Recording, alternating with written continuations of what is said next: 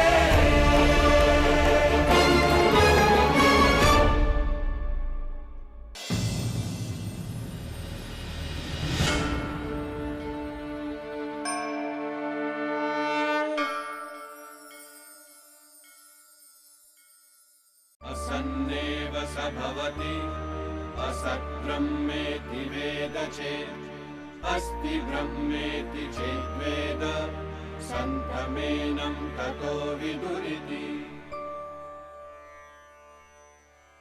वह जो ब्रह्म के अस्तित्व को स्वीकार नहीं करता स्वयं अस्तित्वहीन हो जाता है, परंतु वह जो ब्रह्म को अस्तित्व रूप में स्वीकार करता है, बुद्धिमान उसका अस्तित्व स्वीकार करते हैं। यश्छन्दसां वृषभो विश्वरूपः छन्दोभ्योऽध्यमृतात् सम्बभूव समेन्द्रो मेधया स्पृणोतु अमृतस्य देवधारणो भूयासम् शरीरं मे विचर्षणं जिह्वा मे मधुमत्तमा कर्णाभ्यां भूरिविश्रुवम् ब्रह्मणः कोशोऽसि मेधया पिहितः श्रुतं मे गोपाय। ॐ शान्ति शांति शांति। ये स्त्री स्वर तो परिचित जान नहीं पड़ता। क्या वैदिक युग में स्त्रियां भी वेदों का पाठ करती थी? चलकर देखता हूं।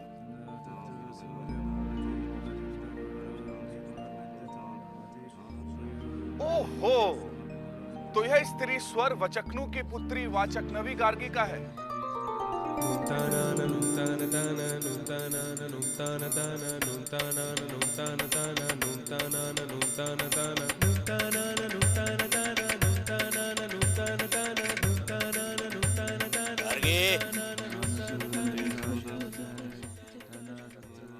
बहुत हो चुकी शिक्षा, अब जल्दी से गार्गी के लिए कोई वर ढूंढिए। अपना वर ढूंढने का अधिकार उसका है, वह जब चाहेगी अपना वर ढूंढ लेगी। और क्या वर ढूंढने से उसकी शिक्षा समाप्त हो जाएगी? मैं बाप बेटी से बहस नहीं कर सकती।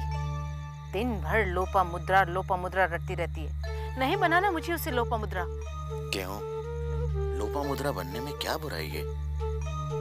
तुम वेद पाठियों के मुख से हर दिन वेद सुन सुन के इतना तो मैं भी जान गई हूँ कि विवाह के सुख की कामना लोपा मुद्रा को भी थी।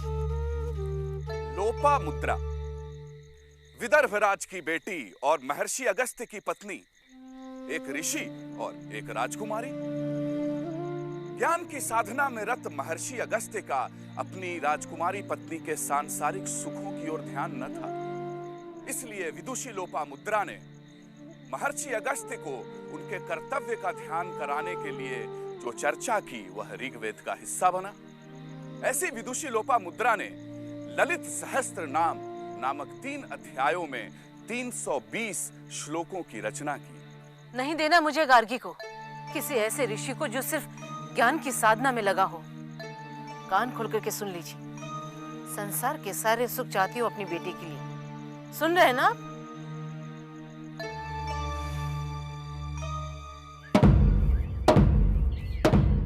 सुनो सुनो सुनो, मिथिला देश के राजा जनक, विदेह जनक ने ब्रह्म सभा का आयोजन किया है।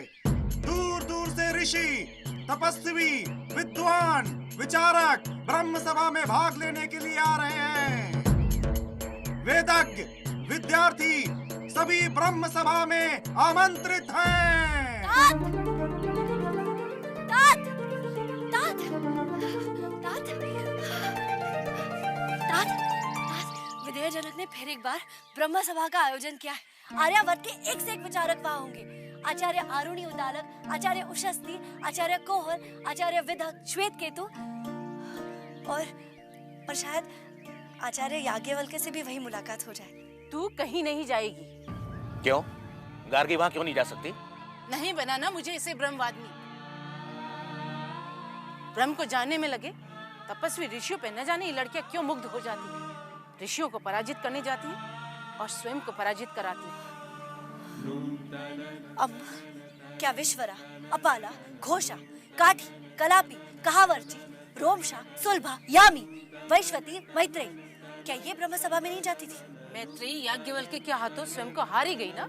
याज्ञवल्क्य के हाथों हारने में भी गौरव है। हम चुप कर वाचा।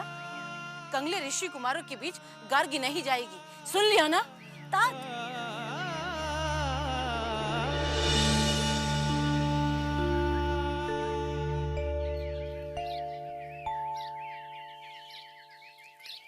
तात, घोषा को असाध्य रोग था ना? हाँ, शायद कुष्ठ रोग था। तो फिर वो ठीक कैसे हुआ? दीर्घतमा की पौत्री घोषा ब्रह्मवादिनी थी। असाध्य रोग के कारण वह विवाह से वंचित रह गई थी।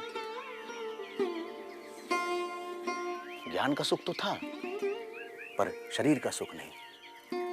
शायद वही एक कामना उसके मन में शेष रह गई थी। वह देवों के चिकित्सक अश्विनी कुमारों के पास प्रार्थना करने गई। अश्विनी कुमारों ने उसकी वह कामना पूरी करने के लिए उसे ठीक कर दिया। और तात, मुझे भी असाध्य रोग है। बेटा, यह तुम क्या कह रही हो? हाँ तात, मैं भी उस सत्य को जाने बिना, जिसे ऋषि ब्रह्म कहते हैं, ठीक नहीं हो पाऊंगी। बेटा, आज जान लिया मैंने तेरा असाध्य रोग। ब्रह्म सभा में जाए बिना तुम मानोगी नहीं ना?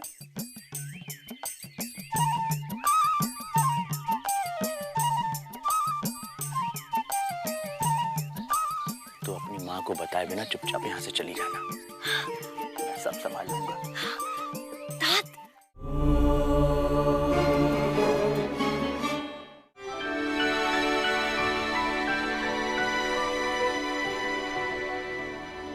Aditya Birla Group, taking India to the world. पापा, आप? राजेश ने दूसरी फैक्ट्री शुरू की है ना, रोज लेट आता है। फिर भी क्यों? वो हमारे लिए भी तो कितना करता है।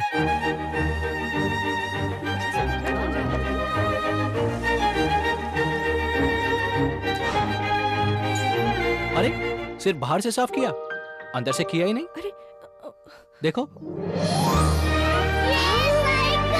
मशीन। मारुति ओमनी, कामयाबी खुशियों से सजाइए। संस्कृत भारत की भाषा ही नहीं, भारतीय संस्कृति की अमूल्य धरोहर है। अक्षर परिचय से वाक्य रचना तक, संख्या ज्ञान से शास्त्र बोध तक, केवल 6 महीनों में घर बैठे संस्कृत सीखिए।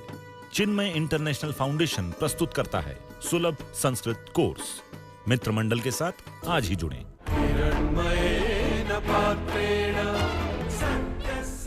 विचार प्राचीन फिर भी नवीन, हजारों सालों से चली आ रही आपकी और मेरी कहानी उपनिषद गंगा, हर रविवार सुबह 10 बजे डीडी नेशनल पर।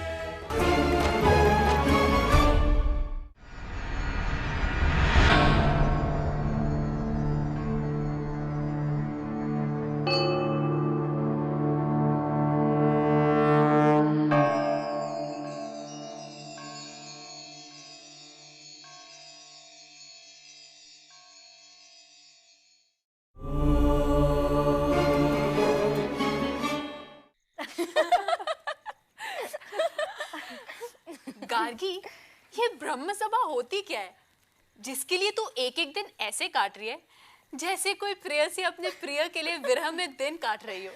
अरे ऐसा अवसर हर दिन थोड़ी ना आता है, बरसों में कभी कभी ब्रह्म सभा का आयोजन होता है। ये ब्रह्म सभा क्या होती है? ब्रह्म की पड़ताल के लिए जो सभा बुलाई जाती है उसे ब्रह्म सभा कहते हैं। और उसमें करते क्या हैं? चर्चा। चर्चा किसकी? ब्रह्म की।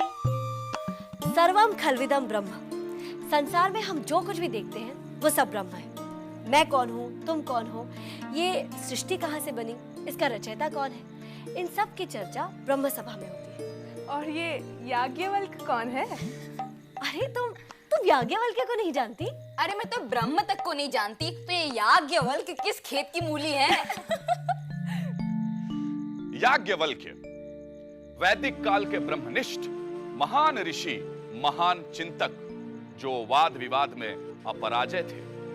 उन्हें वाजसनी, ब्रह्मरथ और देवरथ के नाम से भी जाना जाता है। उद्दालक ऋषि से उन्होंने दर्शन शास्त्र की, वैशंपायन ऋषि से वेदों की और हिरण्यनाभ कौशल्य ऋषि से योग शास्त्र की शिक्षा ग्रहण की। वेदों को तो सभी ब्राह्मण पढ़ते हैं, फिर याज्ञवल्क्य में ऐसा क्या है जो तुम उन्हें सुनने जा रही हो? सुना है बचपन से ही वे असाधारण रहे। एक बार जब वे शाकल्य ऋषि से ऋग्वेद पढ़ रहे थे, सुप्रिय नाम का एक राजा उनके गांव बरसात के 4 महीनों में साधना के लिए आए। सुप्रिय राजा ने शाकल्य से प्रार्थना की, इसीलिए शाकल्य ने हर दिन अपना एक छात्र सुप्रिय के पास यज्ञ के लिए भेजना शुरू कर दिया। ऐसे ही एक दिन याज्ञवल्क्य यज्ञ संपन्न कर अभिषेक का जल और अक्षत राजा के सर पर छिड़कने वाले थे कि अचानक राजा ने वो जल और अक्षत पास ही पड़े एक सूखे ठूंठ पर डालने को कहा। याज्ञवल्क्य ने वैसे ही किया, परंतु आश्चर्य, कुछ समय बाद राजा ने उस सूखे ठूंठ पर अंकुर फूटते हुए देखे। सूखे ठूंठ पर हरे रंग के पत्ते देख आश्चर्य में डूबे राजा ने शाकल्य से फिर एक बार याज्ञवल्क्य को भेजने को कहा, परंतु याज्ञवल्क्य ने उस घमंडी राजा के पास जाने से मना कर दिया। अपने आज्ञा की अवहेलना देख गुरु अपने शिष्य पर बहुत गुस्सा हुए।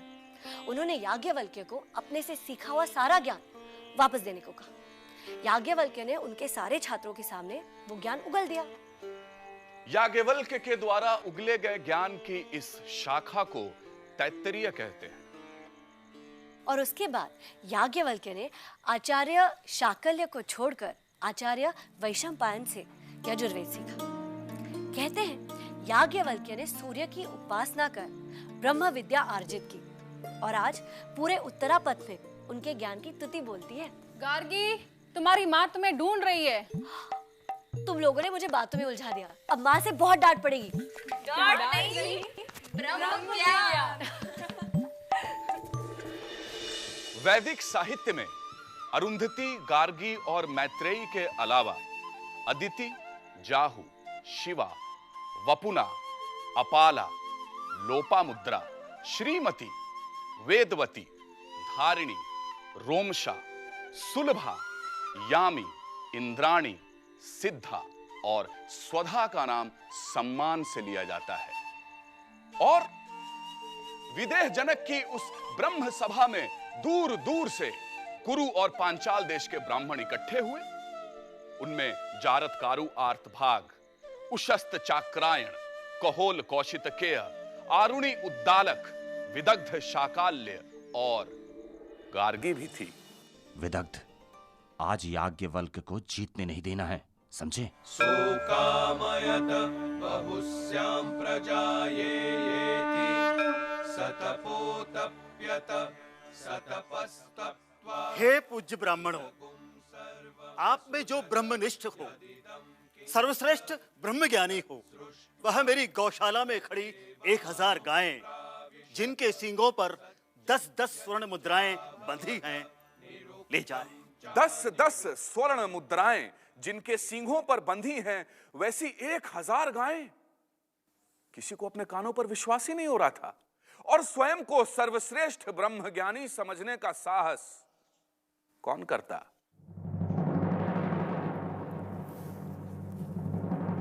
सौम्य सामश्रवा, तुम गौशाला में बंधी गायों को हाँक ले जाओ।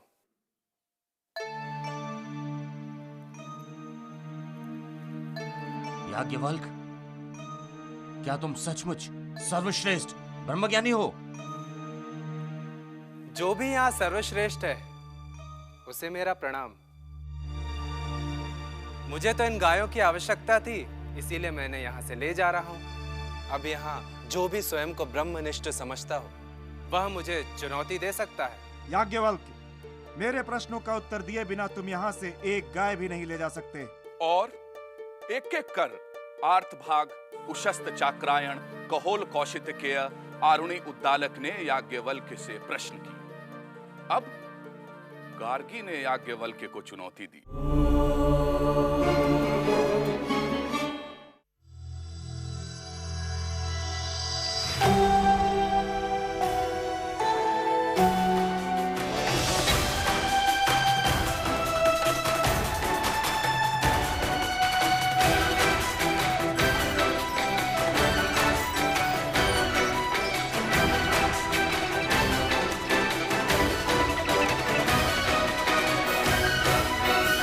Aditya Birla Group, taking India to the world. पापा, आप? राजेश ने दूसरी फैक्ट्री शुरू की है ना, रोज लेट आता है। फिर भी क्यों?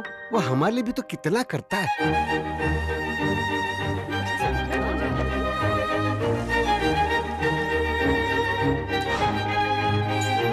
अरे, सिर्फ बाहर से साफ किया, अंदर से किया ही नहीं। अरे देखो, मशीन। मारुति ओमनी, कामयाबी खुशियों से सजाइए।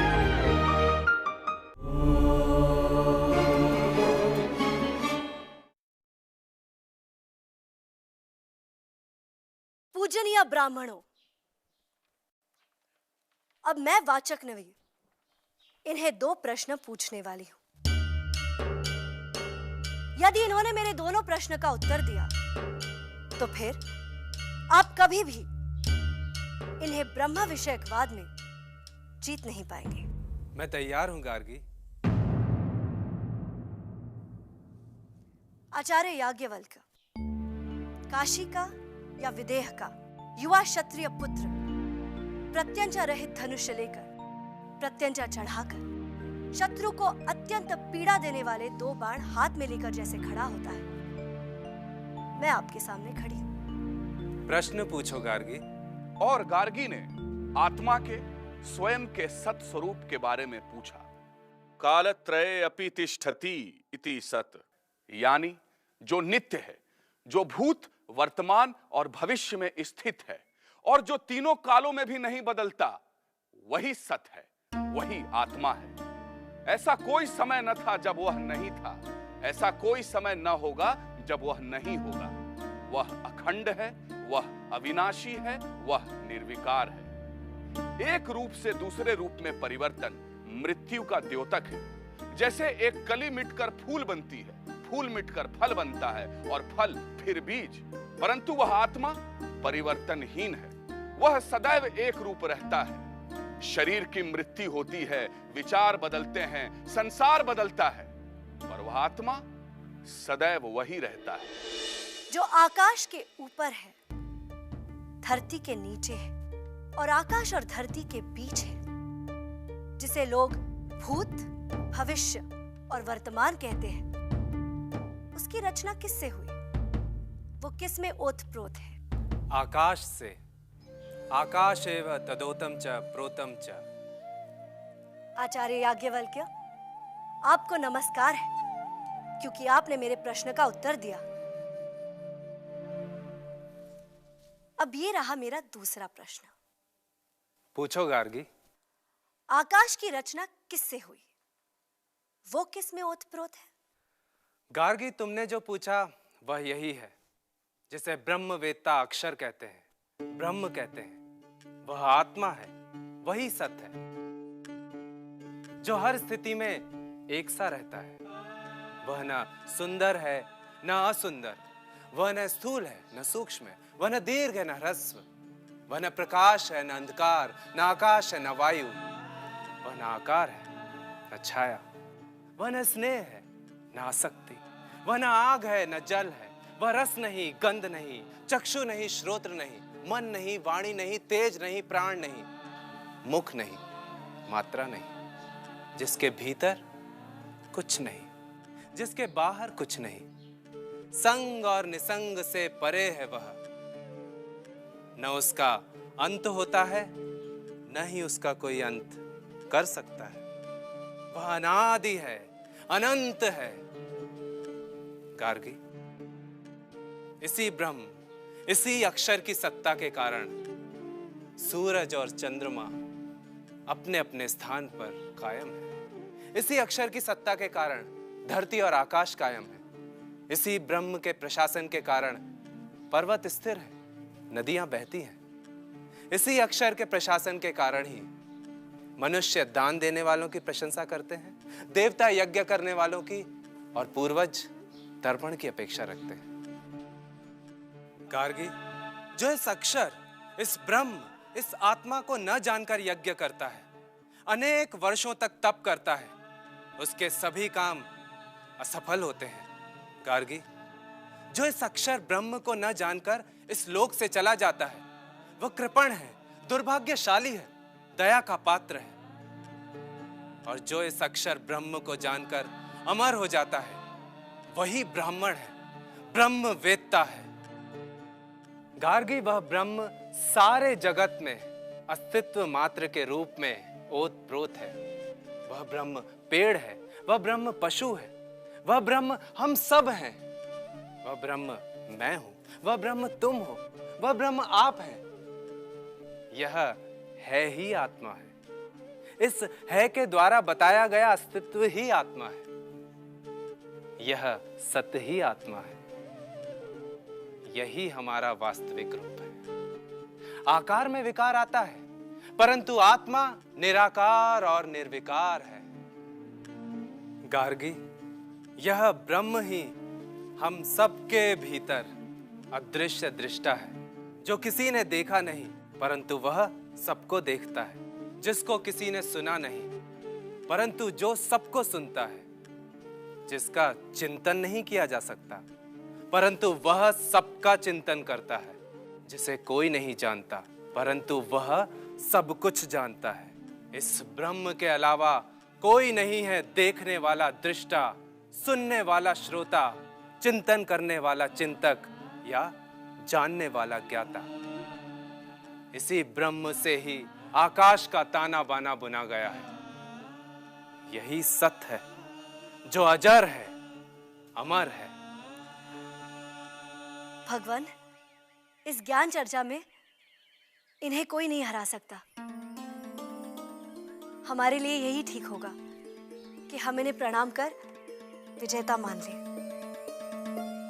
रसिकों, जिस ताने बाने से बुना है यह संसार, हम उससे भिन्न नहीं हैं। सत स्वरूप ब्रह्म ही हैं हम।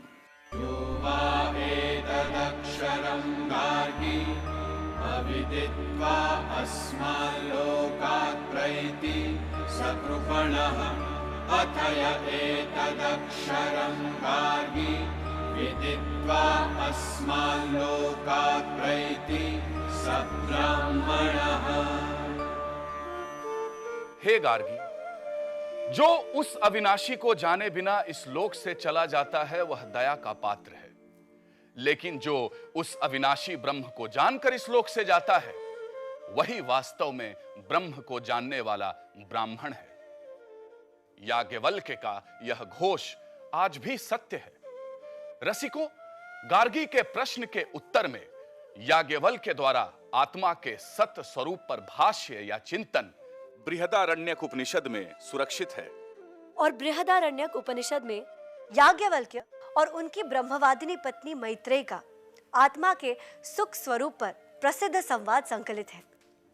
रसिकों, इन्हीं ब्रह्मनिष्ठ याज्ञवल्क्य से हमने शुक्ल यजुर्वेद को प्राप्त किया और उन्होंने कृष्ण यजुर्वेद पर भाष्य भी लिखा। महर्षि याज्ञवल्क्य ने सांग शतपथ ब्राह्मण, याज्ञवल्क्य शिक्षा, वृहद याज्ञवल्क्य, वृहदांगीय याज्ञवल्क्य, योग विषयक ग्रंथ और याज्ञवल्क्य स्मृति की रचना की। वैदिक युग के आत्मा के कवि याज्ञवल्क्य की याज्ञवल्क्य स्मृति का मुगलों और अंग्रेजों के शासन काल में अदालती कार्रवाई में भी उपयोग होता था। ऐसे महान याज्ञवल्क्य और गार्गी को हमारा प्रणाम। पिछले प्रकरण में आपने आत्मा के सत स्वरूप पर गार्गी याज्ञवल्क्य के संवाद देखा। क्या है वह चेतना जिसे वैदिक दर्शन आत्मा का चित्त स्वरूप कहता है? देखिए अगले प्रकरण में बृहदारण्यक उपनिषद से बालाकी और अजात शत्रु और केनोपनिषद से देवी उमा इंद्र संवाद आत्मा के चित्त स्वरूप पर।